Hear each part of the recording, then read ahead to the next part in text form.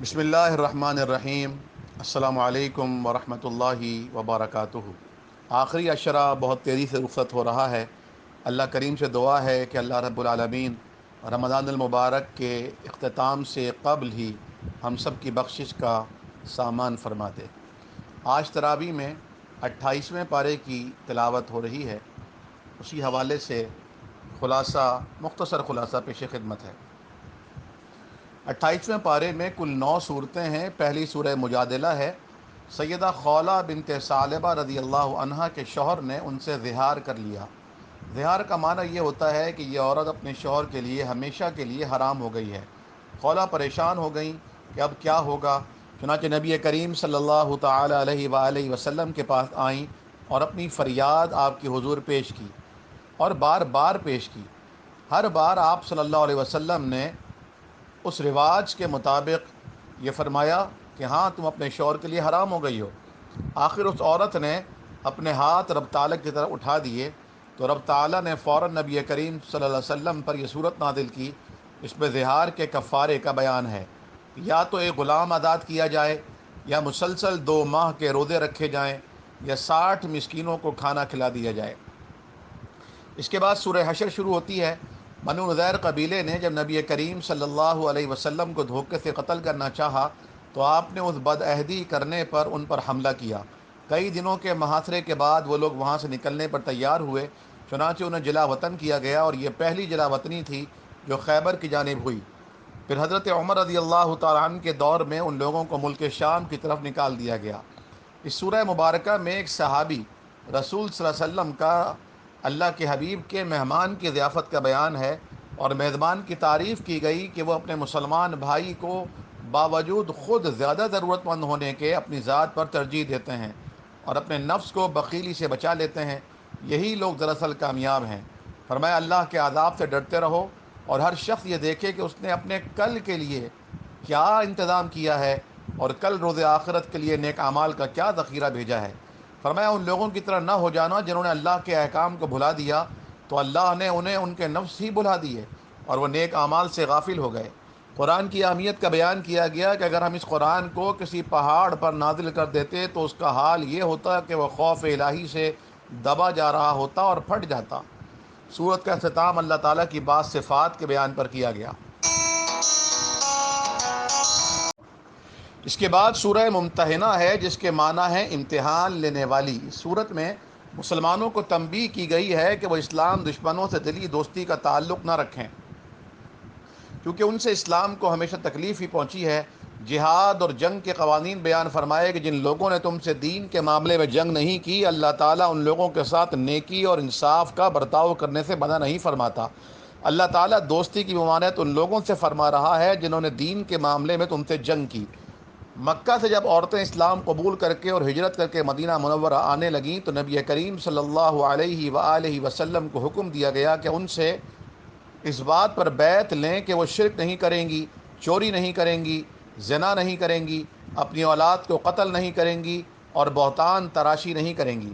اس کے بعد سورہ صف شروع ہوتی ہے، جس میں ایک اہم معاشرتی برائی کا بیان ہے کہ محض نصیحت نہ کی جائے بلکہ جس چیز کی نصیحت کی جائے اس پر پہلے خود عمل کیا جائے۔ اللہ تعالیٰ کو یہ بات سخت ناپسند ہے کہ تم وہ بات دوسروں سے کہو اس پر تم خود عمل نہیں کرتے ہو۔ فرمایا کہ اللہ کی راہ میں یکجان ہو کر اور پختہ صف بنا کر جہاد کرنے والے اللہ کی نگاہ میں محبوب ہیں۔ اعلان فرما دیا کہ کوئی کتنی ہی طاقت اور زور لگا لے لیکن نور الہی یعنی اسلام کو مٹا نہیں سکتا۔ نبی صلی اللہ علیہ وآلہ وسلم کی بعثت کا مقصد بیان فرمایا گیا تاکہ سچے دین کو تمام ادیان پر غالب کیا جائے۔ اہل ایمان کو ایک تجارت کی پیشکش کی گئی جو دردناک عذاب سے بچا لے گی۔ تم اللہ اور رسول پر ایمان لاؤ اور اپنے مال و جان کے ساتھ اللہ کی راہ میں جہاد کرو، اور تمہیں آخرت میں ہمیشہ کی جیت اور دنیا میں اللہ فتح اور نصرت عطا فرمائے گا۔ اس کے بعد سورہ جمعہ ہے، اس میں جمعۃ المبارک کی فضیلت اور اس کے بعد آداب کا بیان ہے۔ ایک مرتبہ نبی کریم صلی اللہ تعالی علیہ وآلہ وسلم خطبہ دے رہے تھے، مال تجارت آیا، لوگ آپ کو قیام کی حالت میں چھوڑ کر چلے گئے، جس پر یہ صورت نازل ہوئی۔ عمل اور کردار سے عاری علماء سو کا بیان کیا گیا کہ وہ تو دراصل اس گدھے کی مانند ہیں جس پر بوجھ لادہ ہوا ہے، لیکن اسے یہ نہیں معلوم یہ بوجھ کس چیز کا ہے۔ اس کے بعد سورہ منافقون ہے، جس میں اس بات کا اعلان کیا گیا کہ منافقین رسالت کی گواہی دینے میں جھوٹے ہیں۔ نیز نبی اکرم صلی اللہ علیہ وسلم اور صحابہ کرام رضوان اللہ علیہ مجمعین کو ان کی چال بازیوں سے ہوشیار رہنے کا حکم دیا گیا ہے۔ غزوہ احد کے موقع پر رئیس المنافقین عبداللہ بن ابی نے کہا تھا کہ مدینہ میں ہم رہیں گے، نبی اور مسلمان نہیں، عزت والے ہم ہیں، معاذ اللہ نبی اور مسلمان نہیں۔ چنانچہ اللہ تعالیٰ نے اس کا جواب اس صورت میں دیا کہ عزت تو صرف اللہ، اس کے رسول صلی اللہ علیہ وسلم اور مومنوں کے لیے ہی ہے۔ اس سورہ میں مومنوں کو اس بات کی تنبیہ کی گئی کہ کہیں یہ مال اور اولاد تمہاری بربادی کا ذریعہ نہ بن جائیں۔ فرمایا کہ جو مال و دولت ہم نے تمہیں دے رکھا ہے، اپنی موت سے قبل اسے اللہ کی راہ میں خیرات کرو، بعد میں نہ کہنا کہ اگر مجھے تھوڑی سی مہلت اور مل جاتی تو میں صدقہ دے دیتا اور نیک لوگوں میں شامل ہو جاتا، کیونکہ جب کسی کی موت کا وقت آ جاتا ہے تو پھر اسے ہرگز مہلت نہیں دی جاتی۔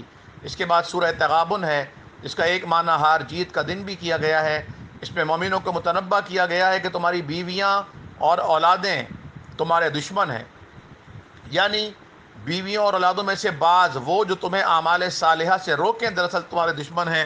ان سے چوکنا رہنے کی ضرورت ہے کہ کہیں وہ دین کے معاملات میں تمہیں ناکامی سے دوچار نہ کر دیں۔ مال اور اولاد کی اس آزمائش میں اللہ تعالیٰ نے بڑا اجر بھی رکھا ہے۔ فرمایا اگر تم اللہ کو قرض حسنہ دو گے تو وہ اسے تمہارے لیے کئی گنا بڑھاتا جائے گا اور تمہارے گناہ بھی معاف فرما دے گا، اللہ بہت قدردان ہے۔